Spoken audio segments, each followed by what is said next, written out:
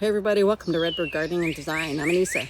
I'm just doing some edging along the pond, and it's not quite wide enough to put a mower in here, so I'm showing you how I'm going to do it. So here's what I'm doing. Could bring a mower in, but this mound that's right here, might be hard to see, is actually a muley grass, and I can't get a mower past the palm tree. That's what that is right here. So using a weed whacker, an edger, a million and one different names for it. You don't want to put this down on the ground. You'll burn up the button on the bottom that extends, gives you extension for your trimming twine. Just back and forth, nice and easy.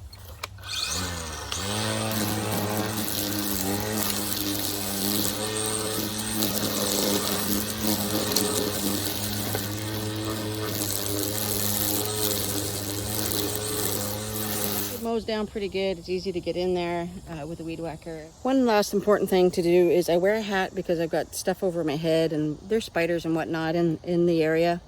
So I make sure I don't have something walking in my hair or getting debris in your hair.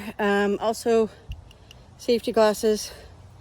They're not expensive. I was over there in that corner weed whacking, and I don't know what I hit, but it flew up and smashed me right here. So they're worth putting on your face, and a lot of people don't want to wear them. I've seen people get hurt. People have lost their vision, their sight in one eye. You don't want to go through that. Take the time. You wear sunglasses. Put safety glasses on. It's worth it. And now, you know.